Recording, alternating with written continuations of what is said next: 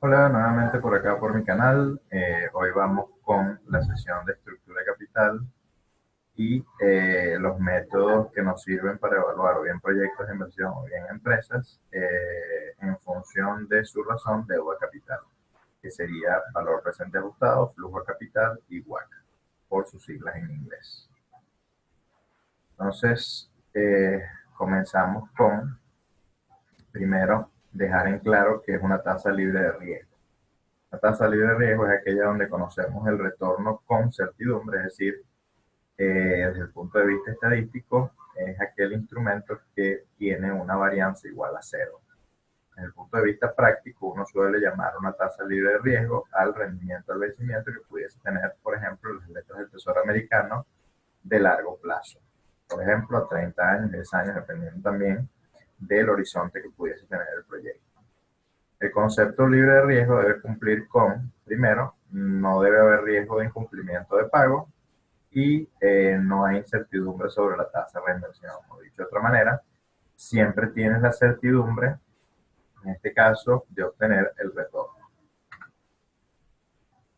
Dentro de, en este caso, la teoría sobre la estructura de capital, digamos, si pensamos en activos, es todo el contenido que probablemente vieron en el curso de finanzas corporativas, que corresponde a activos tangibles, selección de proyectos alternativos, es decir, en este caso proyectos de inversión que pudiesen ser mutuamente excluyentes o pudiesen ser proyectos independientes, cómo valoraba esos proyectos a través de las reglas de inversión, le hace valor presente neto, tasa interno retorno, tasa interno retorno modificado, índice de rentabilidad, tasa interno retorno modificada, valor anual equivalente, entre otros. ¿Qué llamamos activos de capital? Bueno, serían las metodologías de evaluación de proyectos avanzadas que, digamos, incluyen la estructura del capital, el impacto que tiene esta estructura sobre el valor que pudiese tener la empresa y los modelos para evaluar este tipo de proyectos eh, se derivan de lo que es la teoría de Miller Inmobiliario. Entonces allí dentro de las metodologías tenemos el costo promedio ponderado de capital, en este caso el valor presente ajustado y el flujo a capital.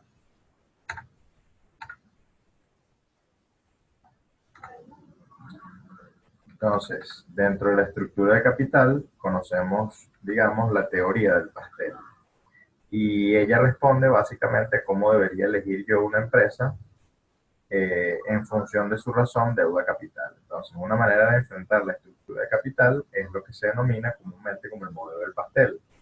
Dado que el pastel es la suma de los derechos financieros sobre la empresa, deuda y capital en este caso, yo pudiese definir el valor de una empresa mediante la suma de el valor en capital más el valor de la deuda, donde B sería el valor de mercado de la deuda y S sería el valor de mercado del capital. Si, digamos, fijamos la meta de la administración de la empresa en hacer la compañía tan valiosa como sea posible, tú tienes que elegir siempre la razón deuda capital que haga que el pastel, es decir, el valor total, sea lo más grande posible. Entonces, eso te pudiese llevar a pensar que yo pudiese tener, digamos, una estructura como la que muestra, digamos, el pastel, que sería 60% en emisión de deuda, en bonos, y 40% de acciones, o bien al contrario, 40% en bonos y 60% en acciones. Dice que en ambos casos suma 100%. Entonces, las dos gráficas anteriores nos van a generar dos preguntas importantes. La primera, ¿por qué deben los accionistas de una empresa interesarse en la maximización de toda la compañía si después de todo el valor de la firma es por definición la suma tanto de la deuda como del capital? Por otra parte, ¿por qué los accionistas no deben preferir la estrategia que maximice únicamente sus intereses? ¿Qué razón de deuda capital pudiese maximizar los intereses de los accionistas?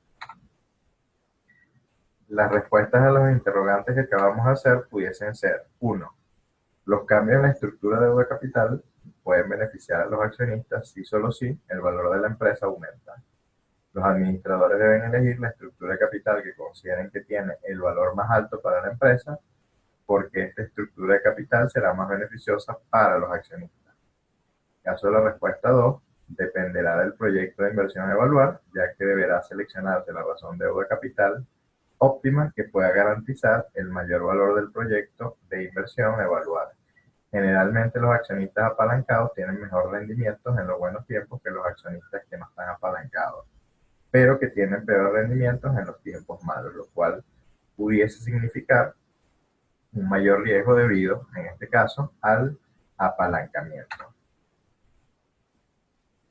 Miller y Mogliani, a partir de estas dos consideraciones, esgrimen el convincente argumento de que una empresa no puede cambiar el valor total de sus valores de circulación modificando las proporciones en su estructura de capital.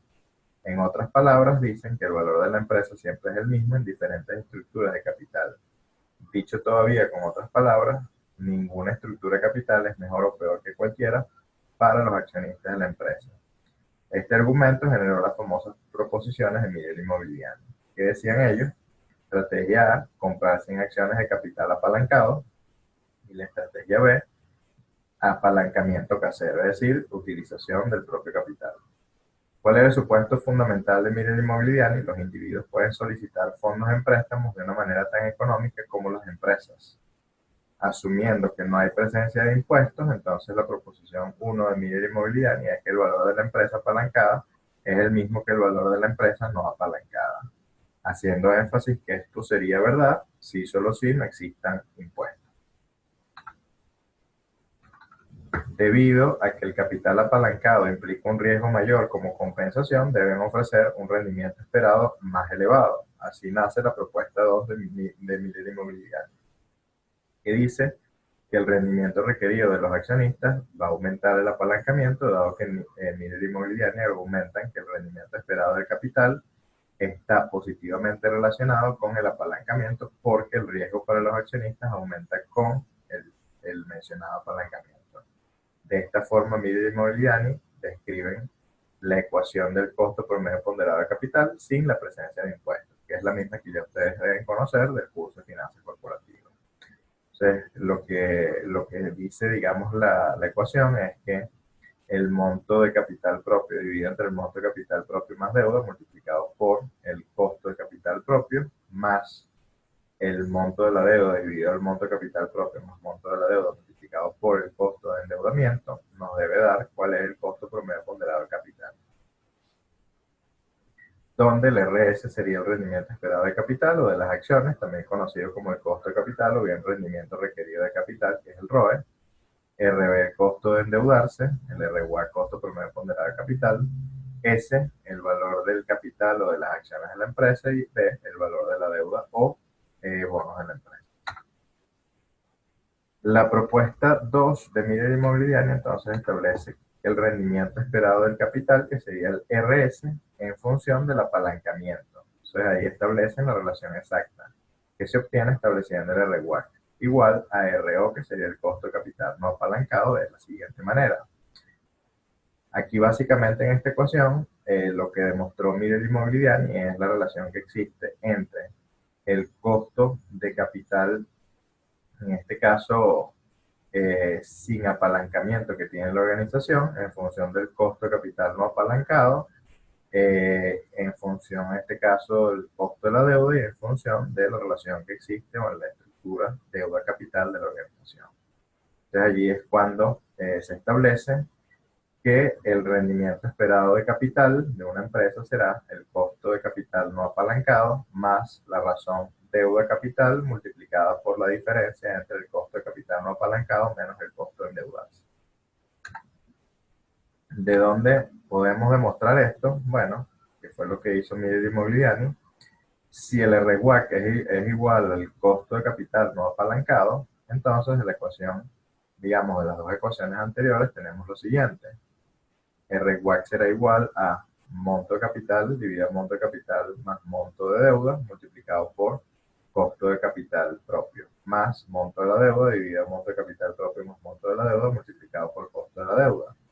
Si usted multiplica esa ecuación por monto de capital propio más monto de deuda dividido monto de capital propio y multiplica ambos lados de la igualdad para mantener el equilibrio, bueno, van a demostrar que, tal cual como lo muestra, digamos, allí la lámina, que el costo de capital, en este caso propio, es igual al costo de capital no apalancado más la razón deuda capital multiplicado por el costo de capital no apalancado menos el costo de endeudamiento, que sería lo que teníamos en la propuesta 2 de Miller y Mogliani en la lámina anterior.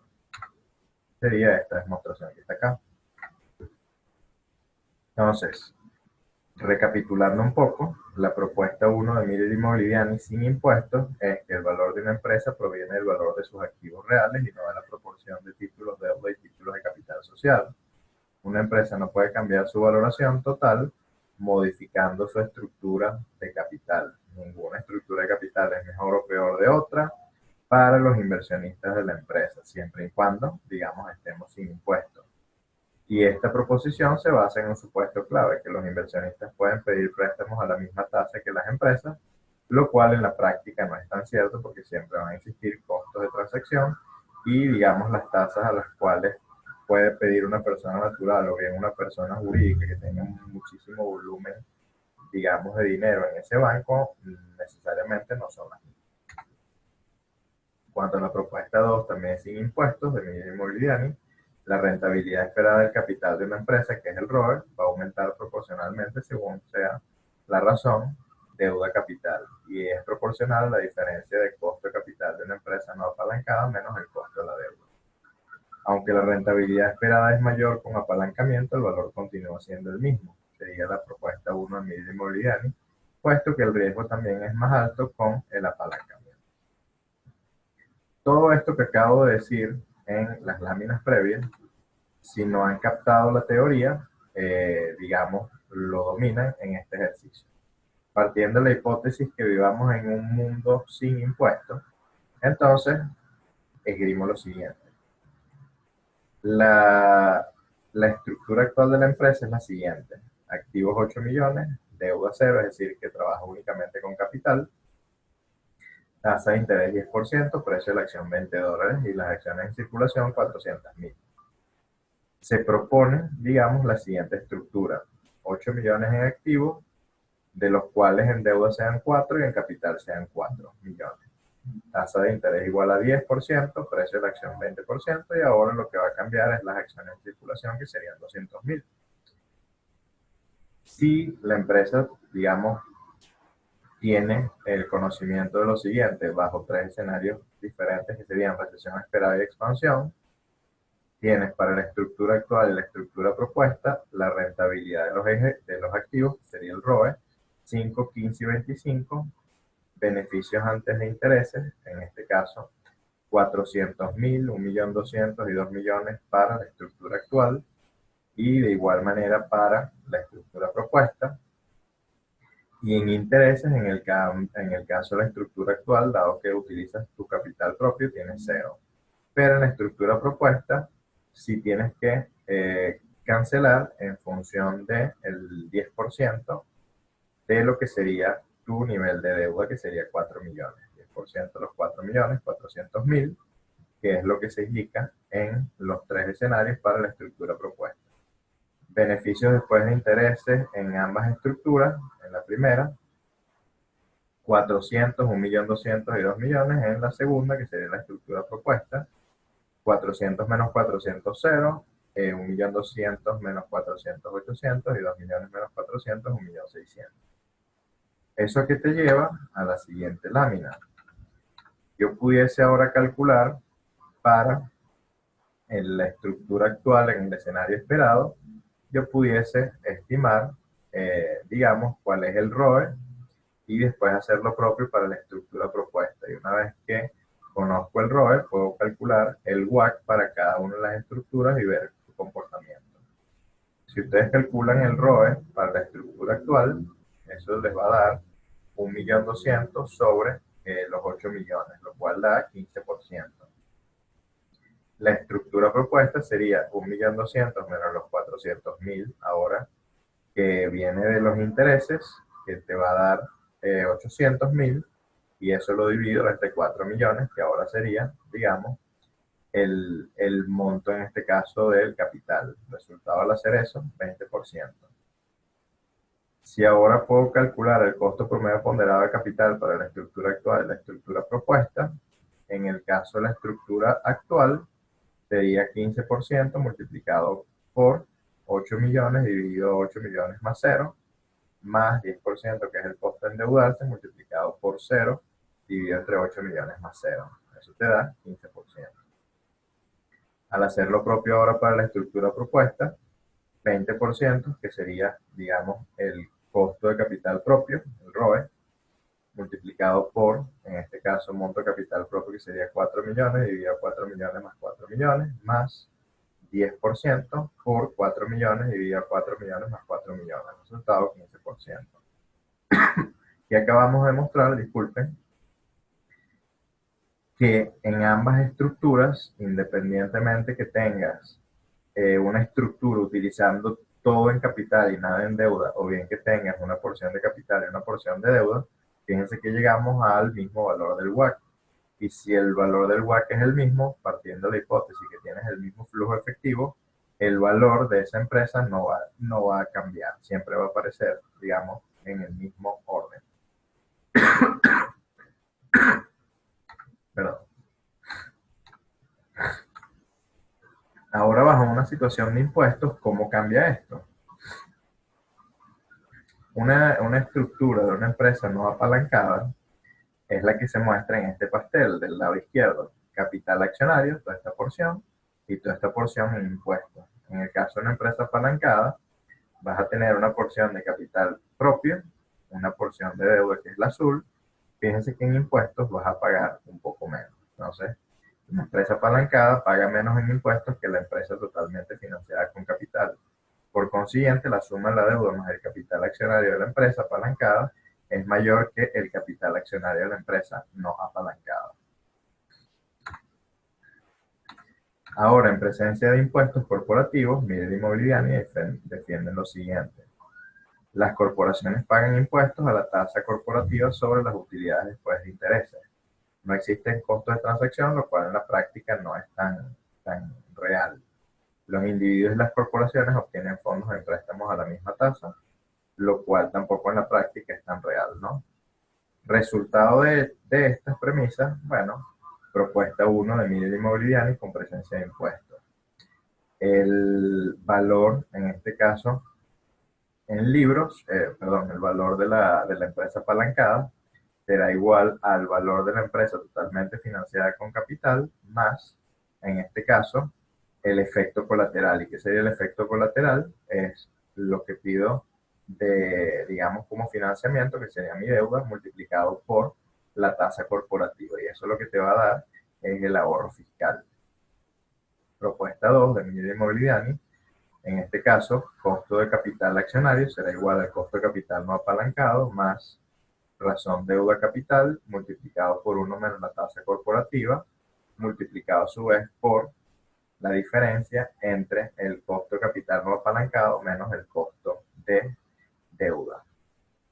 La intuición para cada una de las propuestas, en la 1, debido a que las corporaciones pueden deducir los pagos de intereses, pero no los pagos de dividendos, el apalancamiento corporativo disminuye los pagos de impuestos.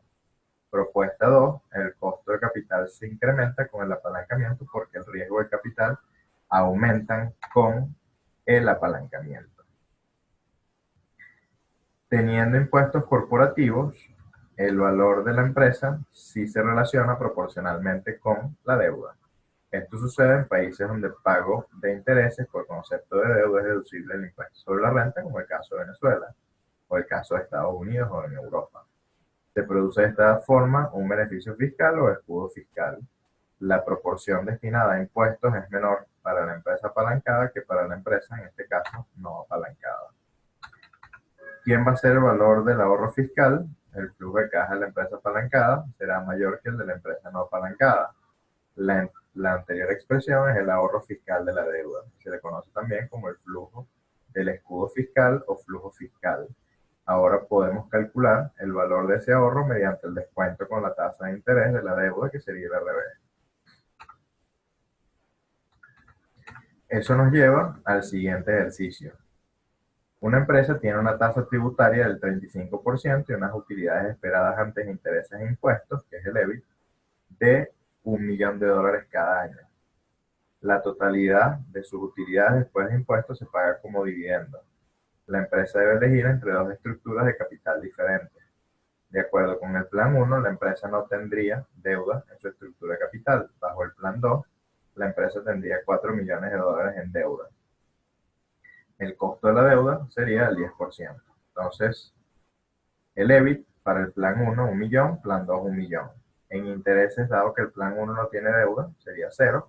En el plan 2, si estamos hablando de $4.000.000 en deudas, al 10% serían 400.000.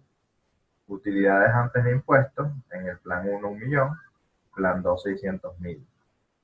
Impuestos a cancelar, fíjense que ya al ver las utilidades antes de impuestos, ya estoy seguro que en el plan 1 tengo que cancelar más por concepto de impuestos que en el plan 2. 350.000 versus 210.000, dado que la tasa fiscal es el 35%. Utilidades después de impuestos, 650.000 plan 1, 390.000 plan 2. Entonces, al hacer esto, el flujo efectivo total para accionistas y para los tenedores de bonos, es decir, para sus acreedores, será igual a 650.000, y en el caso del plan 2 sería agarrar los 390.000 más los 400.000 que irían, en este caso, a los tenedores de bonos. Resultado, fíjense que yo maximizo el valor de la empresa en el plan 2 versus el plan 1. ¿Por qué? Bueno, porque en impuestos estoy cancelando, digamos, un poco menos que en el plan 1. 350 versus 210. Entonces, el resumen de lo que acabo de decir es, para nuestro propósito, las cifras más relevantes son las dos que se presentan en la línea final. Los dividendos, que en este ejemplo son iguales a las utilidades después de impuestos, constituyen el flujo efectivo para los accionistas, mientras que los intereses son el flujo efectivo para los tenedores de bonos. En este caso se puede apreciar que una mayor cantidad de flujo efectivo llega a los propietarios de la empresa, tanto a los accionistas como a los tenedores de bonos bajo el plan 2. La diferencia es de $140.000, que viene dado por 790.000 menos 650.000. No lleva mucho tiempo a comprender que la causa de esta diferencia. El ente recaudador, el IRS en Estados Unidos, CENIAT en Venezuela, en el plan 2 recibe menos en impuestos, exactamente 210.000, que bajo el plan 1, que es 350.000. En este caso la diferencia nos da 140.000, que sería 350 menos 210. Esta diferencia ocurre porque la manera en que el ente recaudador, el IRS en Estados Unidos, CENIAT en Venezuela, trata los intereses es distinta del modo en que consideran las utilidades que van a los accionistas. Los intereses escapan por completo de los gravámenes corporativos, mientras que las utilidades después de intereses, pero antes de impuestos, sí se graban a una tasa del 35%. Ahora vamos con los métodos propuestos para evaluar, digamos, empresas que tienen una estructura de deuda capital. Valor presente ajustado, que sería el BPA. Fíjense que es el mismo, digamos, la misma fórmula del valor presente neto, que sería la sumatoria de 1 hasta el infinito de un flujo efectivo no apalancado, dividido entre 1 más el costo de capital no apalancado elevado al tiempo, menos el desembolso inicial. Y lo único que habría que adicionarle serían los efectos adicionales de la deuda, que es algo así como los colaterales, que vienen dados por el ahorro fiscal. En el caso del método del flujo a capital, que es el FAC, sería, digamos, el flujo efectivo apalancado desde 1 hasta el infinito, dividido a 1 más el costo de capital, en este caso accionario de una empresa apalancada, menos la diferencia entre la inversión inicial menos el monto del préstamo. Y en el caso del costo promedio ponderado de capital, sería otra vez trabajar en función del flujo efectivo no apalancado y considerar todos los flujos efectivos no apalancados del 1 al infinito, dividido a 1 más el costo de capital promedio ponderado de capital, elevado al número de periodos que estoy evaluando, menos el desembolso inicial. Notas a tener en cuenta. 1. El término intermedio de la fórmula del BPA implica que el valor de un proyecto con apalancamiento es mayor que el valor del proyecto sin apalancamiento, debido a que el RWACC es menor que el RO. La fórmula del WACC implica que el valor de un proyecto con apalancamiento es mayor que el valor del proyecto sin apalancamiento.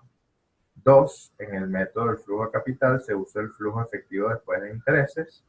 La inversión inicial también se reduce según el monto solicitado en el préstamo. Líneas o lineamientos que hay que tener siempre en cuenta. Utilice el costo promedio ponderado de capital o el flujo a capital si la razón deuda a valor fijada como meta de la empresa se aplica al proyecto durante su vida. Y 2. Use el valor presente ajustado si el nivel de la deuda del proyecto es conocido a lo largo de su vida. Es decir, si fijamos una meta, entonces deberíamos utilizar el costo promedio ponderado de capital o bien el flujo a capital. Esto pudiese servir perfectamente para empresas o emprendimientos que nacen. Aunque suene redundante lo que acabo de decir en cuanto a emprendimientos o empresas que nacen, no, me refería a proyectos que ya están en marcha y que tienen, digamos, que pudiese, en vez de fijar un análisis histórico, puedes fijar unas metas.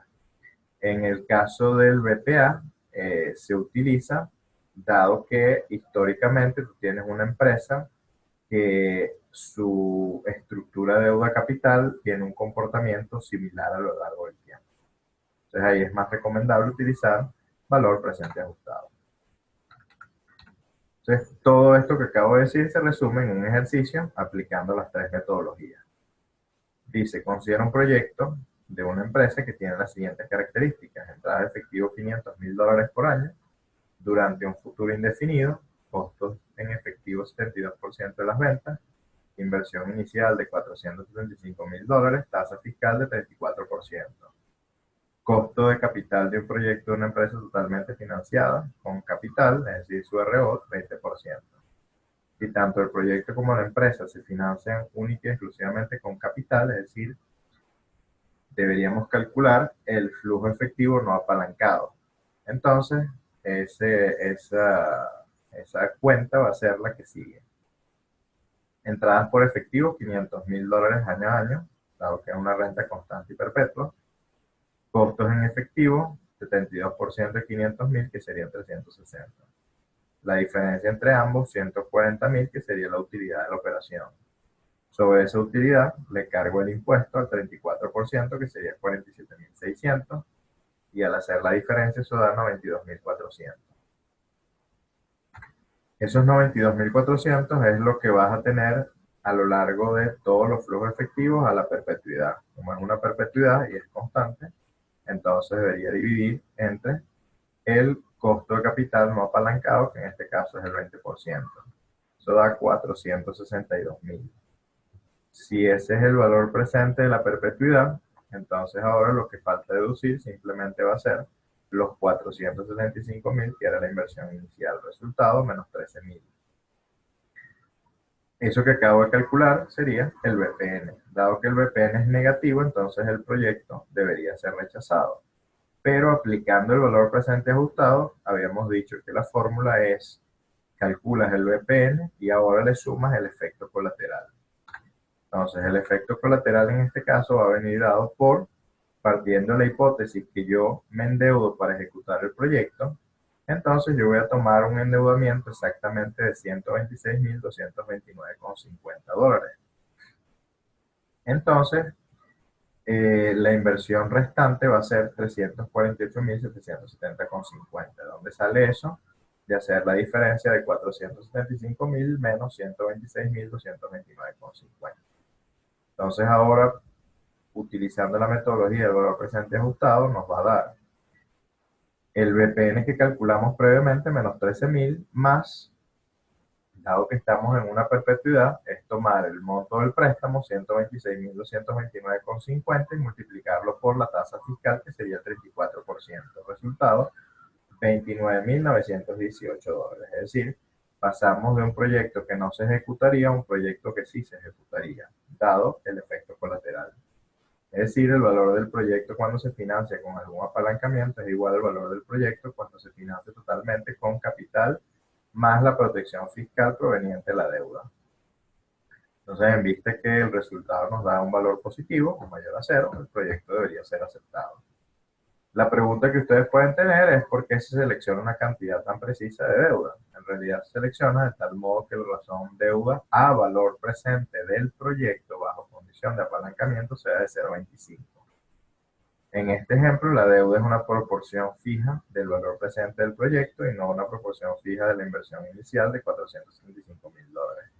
Esto concuerda con la meta de una razón de deuda a valor de mercado deseada, que se puede encontrar, digamos, en la vida real. Por ejemplo, en general, los bancos comerciales hacen préstamos a los promotores inmobiliarios con base en un porcentaje fijo del valor de mercado tasado de un proyecto y no en un porcentaje fijo de la inversión inicial.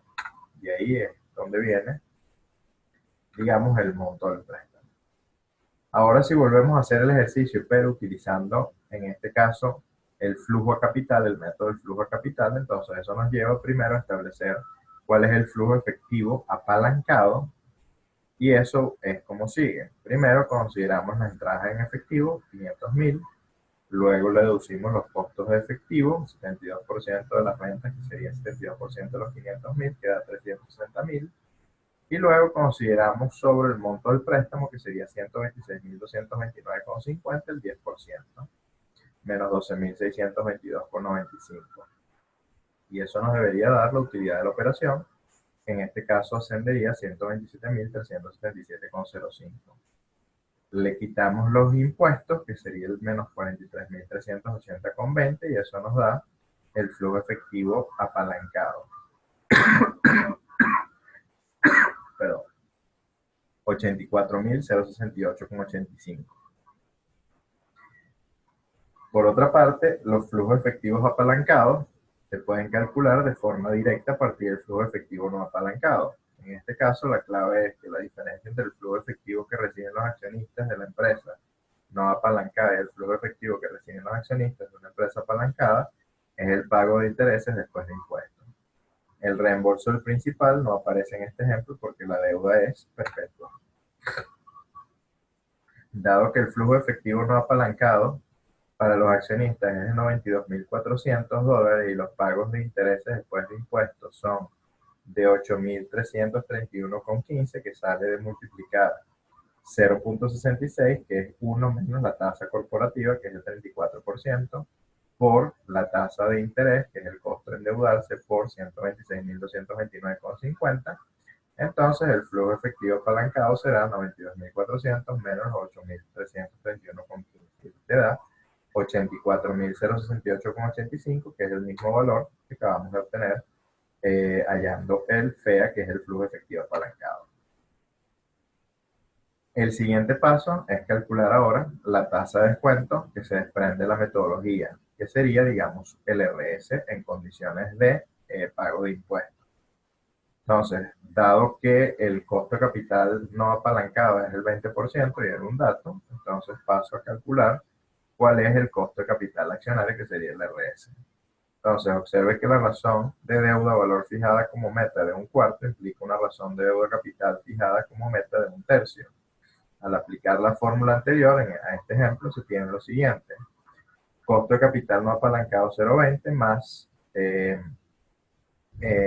estructura o razón de deuda capital 1/3, multiplicado por 1 menos la tasa fiscal, que sería 1 menos 0,34, multiplicado por costo de capital no apalancado menos costo de deuda. El resultado de eso, 0,222.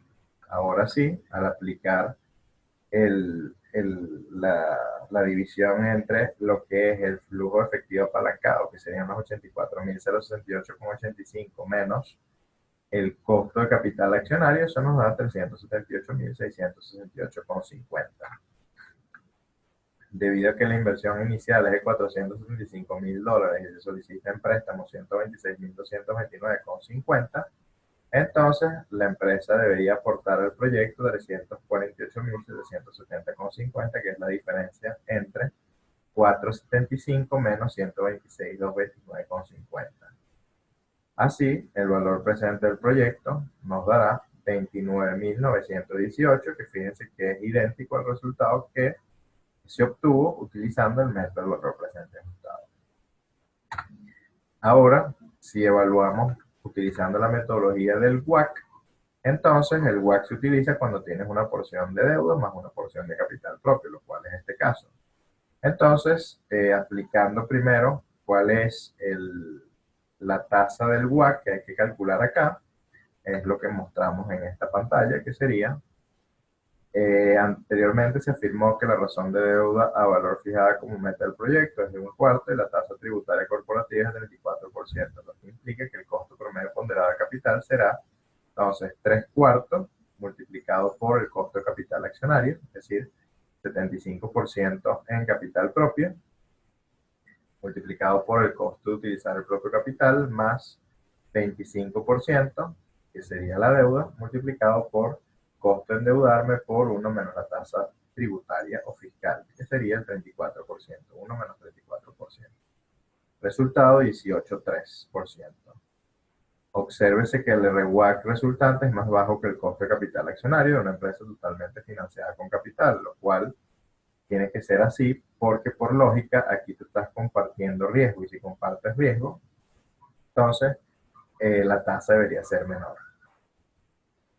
Resultado al hacer eso, si agarramos el flujo efectivo no apalancado, 92.400, y lo dividimos a la tasa del WACC, 18,3, fíjense cómo el valor aumenta, 504.918. Y a esto le deducimos ahora los 475.000 de la inversión inicial, nos da 29.918, lo cual es un resultado idéntico por los tres métodos. Para terminar por la presentación, se establece un ejercicio que dice así: una empresa acaba de emitir $195.000 de deuda perpetua a una tasa del 9% y usó los fondos para recomprar acciones. La compañía espera generar $83.000 de utilidades antes de intereses e impuestos a perpetuidad. Asimismo, distribuye todas sus utilidades como dividendos al final de cada año. Su costo de capital no apalancado es el 15% y la tasa tributaria corporativa es el 40%. Pregunta: ¿cuál es el valor como empresa no apalancada? 2. Usa el método del valor presente ajustado para calcular el valor de la compañía con apalancamiento. 3. ¿Cuál es el rendimiento que se requiere del capital apalancado de la empresa? Y 4. Usa el método del flujo a capital para calcular el valor del capital de la empresa. Si ahora comparto la hoja de cálculo, que se llama clase 6.7, ejercicio BPA FAC WAC. Entonces vamos a ver aquí los datos del ejercicio. En deuda, 195.000, que con ese apalancamiento nos va a permitir comprar unas acciones, es decir, comprar capital. Tasa del 9%, el EBIT 83.000, costo de capital no apalancado, es decir, el RO 15% y la tasa fiscal 40%. EBIT 83.000, impuesto, en este caso sería sobre, digamos, esa utilidad antes de impuestos, multiplícala por 40%, eso da 33.200.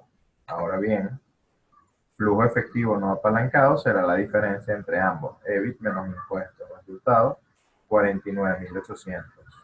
Yo quiero calcular el valor presente, dado que esto es a perpetuidad, tomaría los 49.800 y lo divido entre 15%. 15%.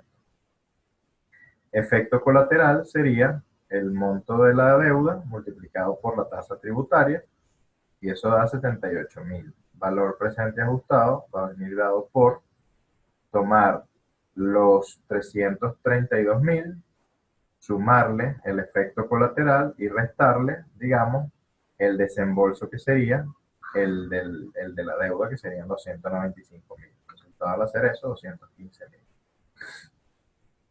Si ahora queremos establecer cuál es el RS, que sería el costo de capital accionario, bueno, eso nos debería dar 15%, que es el costo de capital no apalancado, más, en este caso, la razón deuda capital, que sería en este caso 192.000 dividido en este caso a el valor presente ajustado, que sería lo que tienes en capital, multiplicado por el costo de capital no apalancado, que es el 15%, menos el costo de endeudarme, 9%, multiplicado a su vez por 100% menos el 40%, que sería la tasa tributaria. 1826.51. Y ahora quieres calcular el FEA, lo puedes hacer.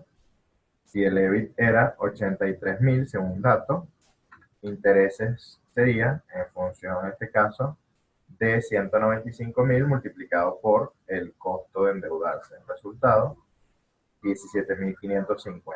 Utilidad de la operación, la diferencia entre ambos, que sería 65.450.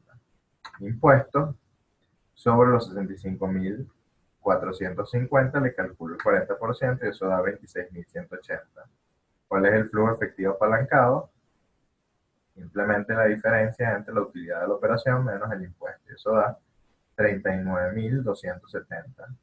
Si yo quiero calcular ahora el flujo de capital, sería simplemente 32.270 dividido al costo de capital, digamos, accionario. Resultado, 215.000.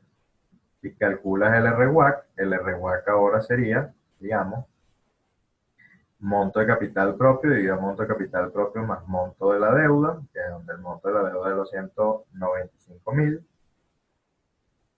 multiplicado por el costo, en este caso, de capital accionario, que sería los 18.26%, más monto de la deuda, 195.000, dividido a monto de la deuda más monto de capital propio, que sería el BPA, multiplicado por, en este caso, la tasa de deuda, que sería en este caso el 9%, y todo esto multiplicado a su vez por 1 menos la tasa corporativa.